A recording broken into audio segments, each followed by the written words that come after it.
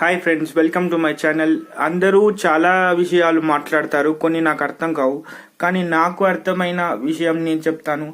దేశం గర్వపడే క్షణాలని ఆనందించే అభిమాని ఉన్నంత కాలం అంతకన్నా గొప్ప విషయం ఏది ఉండదని నేను అనుకుంటాను.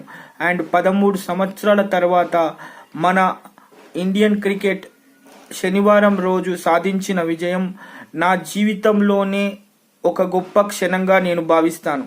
ఎందుకంటే అలాంటి విషయాల కోసమే ఒక మామూలు సగటు అభిమాని బ్రతుకుతూ ఉంటాడు.